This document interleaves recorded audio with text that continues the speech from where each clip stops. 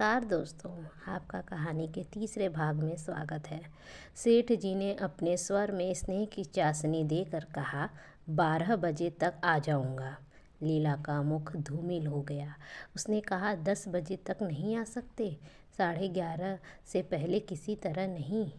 नहीं, 10:30। अच्छा, 11 बजे? लाला वादा करके चले गए, लेकिन 10 बजे रात को एक मित्र ने मुजरा सुनने के लिए बुला भेजा। इस निमंत्रण को कैसे इनकार कर देते? जब एक आदमी आपको खातिर से बुलाता है, तब यह कहाँ की भलमाशत है कि आप उसका निमंत्रण अस्वीकार कर दें। लाला जी मुजरा देखने चले गए। 2 बजे लौटे।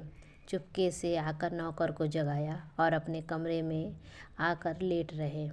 लीला उनकी राह देखती, प्रतिक्षण विकल वेदना का अनुभव करती हुई न जाने कब सो गई थी।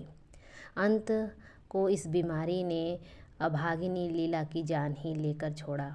लाला जी को उसके मरने का बड़ा दुख हुआ। मित्रों ने संवेदना के तार भेजे।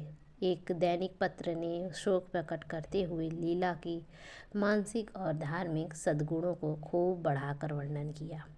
लाला जी ने इस सभी मित्रों को हार्दिक धन्यवाद दिया और लीला के नाम से बालिका विद्यालय में 5 वजीफे प्रदान किए तथा मृतक भोज तो जितने समारोह से किया गया वह नगर के इतिहास में बहुत दिनों तक याद रहेगा।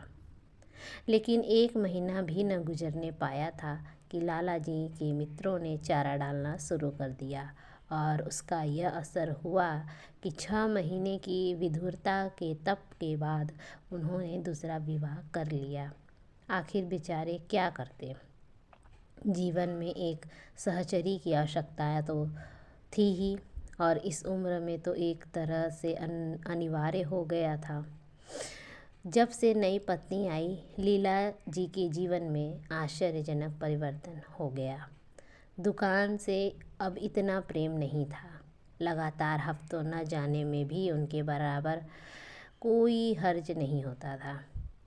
जीवन के उपभोग की जो शक्ति क्षीण होती जा रही थी, अब वह छींटे पाकर सजीव हो रही थी। सूखा पेड़ हरा हो गया था। उसमें नई नई कोपलें फूटने लगीं।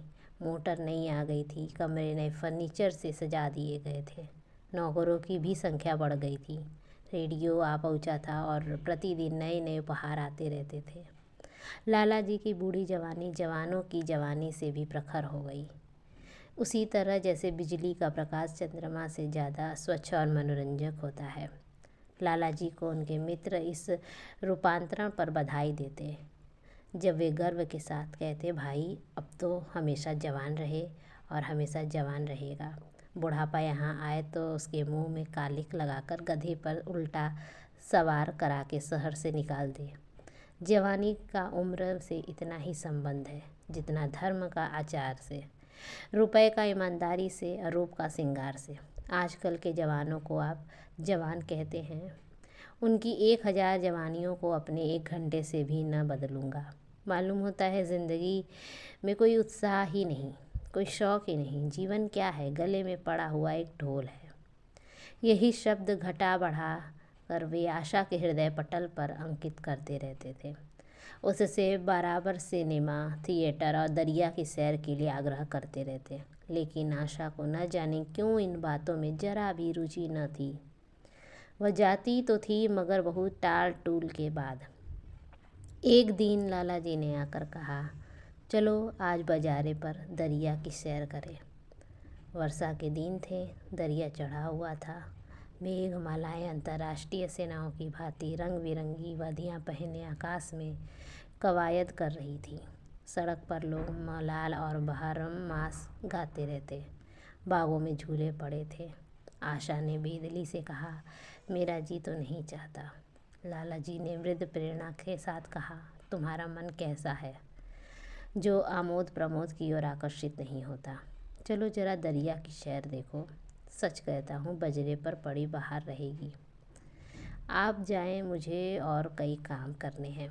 काम करने के लिए आदमी है, तुम क्यों काम करोगी?